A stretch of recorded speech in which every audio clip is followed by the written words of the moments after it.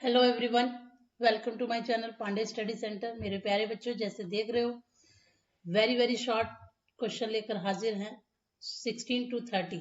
इससे पहले वाले वीडियो में 1 से लेके 15 तक था। ठीक है, लेसन 1 का फिजिक्स पार्ट 1। ठीक, चलिए हम लोग शुरू करते हैं। देखिए 16, इससे पहले जो 15 क्वेश्चंस हैं वो पहले वीडियो में मिलेंगे डिस्क्रिप्शन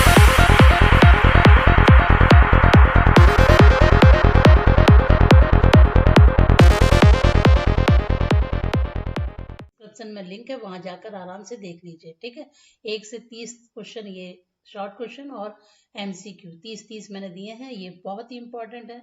और इसके बाद हो सकता है न्यूमेरिकल भी आपको मैं कराऊं, तो इसी तरह से वीडियो देखते रहिए। चलिए शुरू करते हैं। 16 नंबर, वैद्युत क्षेत्र रेखा परस्पर कभी नहीं काटती, समझाइए ऐसा क्यों होता है। इन्होंने कहा कि वैद्युत क्षेत्र रेखाएं जो होती हैं वो परस्पर एक दूसरे को काटती नहीं है। ऐसा क्यों?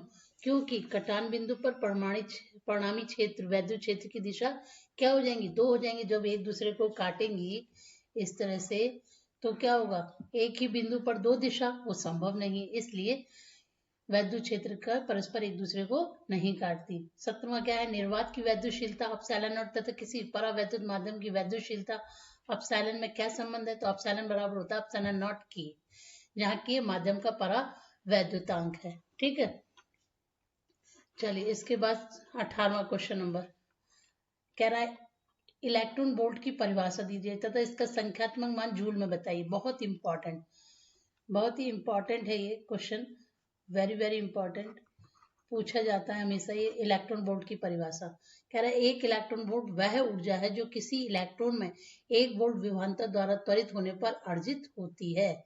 इसका मान कितना होता है? 1 इलेक्ट्रॉन वोल्ट।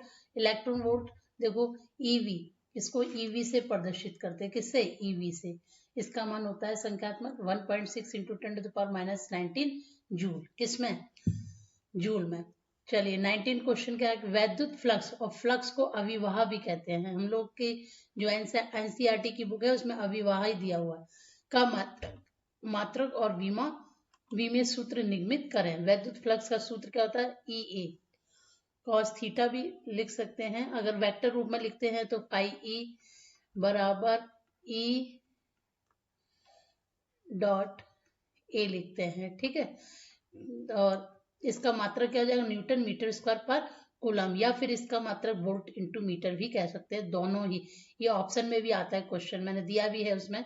विमीय सूत्र का विमीय सूत्र क्या होगा वैद्युत फ्लक्स का? एम एल क्यू टी -3 ए -1।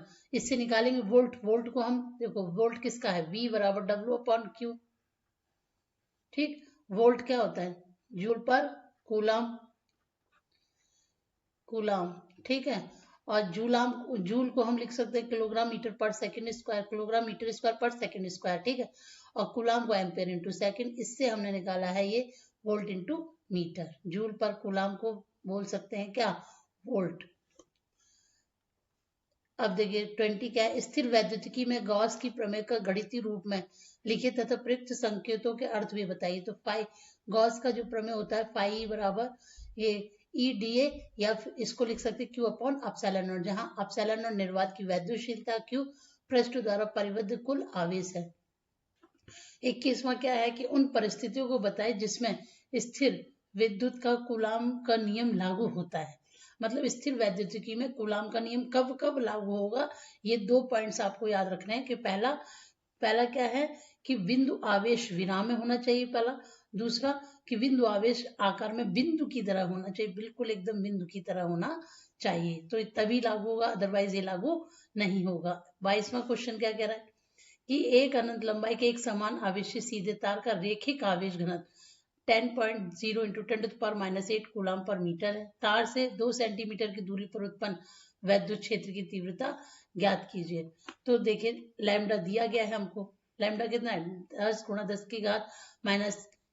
10⁻⁸ कूलम पर मीटर, और आर दे रखा है सेंटीमीटर में, इसको मीटर में हमने बदल लिया क्योंकि हमें पता है कि 1 सेंटीमीटर में कितना मीटर होता है? 10⁻⁻2 मीटर होता है। ठीक है, सेंटीमीटर की जगह हम मीटर भी लगा सकते हैं, मीटर में ही बदलना है। तो फॉर्मूला क्या होता है? ई बराबर lambda upon 2 pi epsilon naught R. देखो यहाँ 2 है ना, तो मैंने इसको 4 बनाने के लिए 2 से ऊपर नीचे मल्टीप्लाई कर दिया। क्यों कर दिया? क्योंकि मुझे पता है 1/4 पाई एप्सिलॉन नॉट का मान 9 इंटू 10⁹ न्यूटन मीटर स्क्वायर पर कूलाम स्क्वायर होता है। ठीक है, इसकी जगह ये मान मैं डायरेक्ट रख सकती हूँ, इसीलिए मैंने किया है।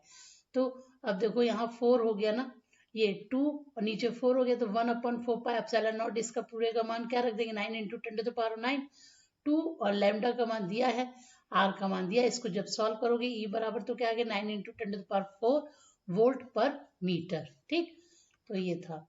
23वां क्वेश्चन क्या है कि एक समान वैद्युत क्षेत्र सदिश ई का मान दिया है वोल्ट पर मीटर में, और एक पृष्ठ के क्षेत्रफल का मान -4 के कैप मीटर स्क्वायर से गुजरने वाले वैद्युत फ्लक्स का मान ज्ञात करें। इस टाइप का सवाल इंपॉर्टेंट होता है, ये भी इंपॉर्टेंट। ई बराबर इतना, ठीक, और ए बराबर इतना। फाई का मान जानते हो, फाई का मान क्या होता है, ई डॉट ई। डॉट होता है तो डॉट प्रोडक्ट करते हो, डॉट प्रोडक्ट में आपको पता है कि आई डॉट आई क्या होगा 1, के डॉट आई कैप आई 1, के कैप के क्या होता है 1 होता है, इसलिए के का के साथ मल्टीप्लाई करेंगे तो क्या होगा, ये माइनस माइनस प्लस हो जाएगा, 4 4 जा 16, के का के से करोगे तो 1 हो जाएगा, और जे से के का करोगे तो आई डॉट जे का मान क्या होता है 0 होता है, तो इसलिए अलग 0 होगा, सेम होगा तो 1 होगा, इसलिए केवल के का के साथ ही होगा। ठीक है, 24वां क्वेश्चन है, दो बड़ी पतली धातु की प्लेट एक दूसरे के निकट व समांतर प्लेटों पर विपरीत प्रकार के आवेश है, पृष्ठ घनत्व के परिमाण इतना दिया है, प्लेटों के बीच वैद्युत क्षेत्र की तीव्रता क्या होगी। वेरी सिंपल, दो पतली समांतर प्लेट के लिए फॉर्मूला क्या होता है, ई बराबर सिग्मा अपॉन एप्सिलॉन नॉट। तो सिग्मा का मान दिया है, ठीक है, एप्सिलॉन नॉट का मान आपको याद होना चाहिए, कितना 8.85 इंटू 10⁻12 कूलाम स्क्वायर पर न्यूटन इंटू मीटर स्क्वायर। मान रख दीजिए, सॉल्व करेंगे तो क्या आ गया, ई बराबर 2 इंटू 10⁻10 न्यूटन पर कूलाम। ठीक, 25वां है, जल के परावैद्युतांक का मान कितना होता है, तो 80 होता है, ये आपको याद रखना है। किन्हीं दो वैद्युत ध्रुव के उदाहरण दीजिए, बहुत ही इंपॉर्टेंट, ये भी पूछे जाते हैं। तो दो उदाहरण बहुत सारे हैं, वैसे तो मैंने दो दे रखे हैं, HCl और H2O। ठीक, वैद्युत आवेश किसे कहते हैं, ये क्वेश्चन मुझे पहले ही दे देना चाहिए था, लेकिन लास्ट में याद आया इसलिए लास्ट में दिया जा रहा है। वैद्युत आवेश किसे कहते हैं, वैद्युत आवेश द्रव का वह गुण है जिसके कारण वह वैद्युत तत्व चुंबकीय प्रभाव क्या करता है, उत्पन्न करता है तथा या तो फिर उसका अनुभव करता है। ठीक, 28वां क्वेश्चन है, वस्तु को आवेशित करने की कितनी विधियां हैं, हमने 3 विधि सीख रखी है, एक घर्षण द्वारा, एक चालन द्वारा और एक प्रेरण द्वारा। 29वां क्वेश्चन है, आवेश की क्वांटम पद्धति को किस प्रयोग द्वारा स्थापित किया गया, मिलिकन के तेल की बूंद के प्रयोग द्वारा इसको स्थापित किया गया है। 30वां क्वेश्चन है, सीजीएस में आवेश का मात्रक बताइए। तो सीजीएस में आवेश का मात्रक होता है स्थैतिक कूलाम, और इसको हम ESU या इलेक्ट्रोस्टैटिक यूनिट भी बोल सकते हैं, और इसको फ्रैकलिंग भी कहते हैं। तो ये था सीजीएस में आवेश का मात्रक। ठीक, ये 1 से लेकर 30 क्वेश्चन, और इसके बाद आपको सेकेंड क्वेश्चन के MCQ मिलेंगे, फिर इसके शॉर्ट क्वेश्चन, इसी तरह से आगे बढ़ेंगे। और इस चैप्टर में मैंने फॉर्मूले भी दे रखे हैं, उनको भी आप तैयार करिए। ये खत्म करने के बाद हम लोग न्यूमेरिकल तुरंत करेंगे। Thanks for watching.